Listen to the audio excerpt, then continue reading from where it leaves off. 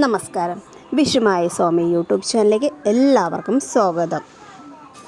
നമ്മുടെ ജീവിതത്തിൽ എല്ലാവർക്കും നല്ല സമയം മോശ സമയമുണ്ടല്ലേ. ഇതിനെല്ലാം മുന്നോടിയായി ചില ലക്ഷണങ്ങൾ നമ്മളിലേക്ക് വന്നു ചേരാറുമുണ്ട്.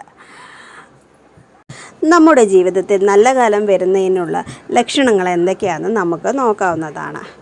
നമ്മൾ ക്ഷേത്രത്തിലേക്ക് പോവാറുണ്ടല്ലേ. അപ്പോൾ ക്ഷേത്രത്തിൽ പോകുമ്പോൾ വഴിപാടൊക്കെ നമ്മൾ സമർപ്പിക്കാറുമുണ്ട്. ആ സമയത്ത് തിരുമേനി പ്രസാദം തരണ സമയത്ത് തിരുനടയിൽ ഒരു പൂവ് തനിയെ താഴെ വീണാൽ ഉറപ്പിച്ചോളൂ ശുഭകാലം വരുന്നതിൻ്റെ സൂചനയാണെന്ന്. അതുപോലെ തന്നെ ക്ഷേത്ര ദർശനത്തിന് എത്തുമ്പോൾ മണിയടി ശബ്ദം കേൾക്കുകയാണെങ്കിലും അതും ശുഭസൂചന തന്നെയാണ്. ക്ഷേത്രനടയിൽ ശുഭസൂചനയായുള്ള വാക്കുകൾ കേൾക്കുന്നതും നല്ലതാണ്. നല്ല കാലം വരുന്നത് പോലെ തന്നെ നമുക്ക് കഷ്ടകാലവും വരാറുണ്ട്. അപ്പോൾ കഷ്ടകാലത്തിൻ്റെ സൂചനകൾ എന്തൊക്കെയാണെന്ന് നമുക്ക് നോക്കാം. നിത്യപ്രാർത്ഥന മുടങ്ങുമ്പോൾ അത് സമയദോഷത്തിൻ്റെ ലക്ഷണമാണ്. ക്ഷേത്ര ദർശനം മുടങ്ങുന്നതും അശുഭകരമാണ്. സമയദോഷത്തിൻ്റെ സൂചനയാണ് ഇത്.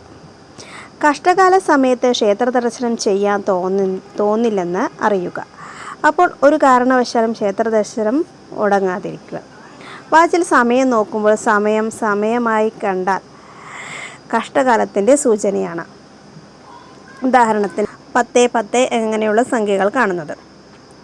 സ്ഥിരമായി കാല് തട്ടുക, വീഴ്ചകൾ സംഭവിക്കുക എന്നിവ കണ്ടാലും ശ്രദ്ധിക്കണം. മുഖത്ത് കരിമംഗലം വീഴുന്നതും നല്ലതല്ല.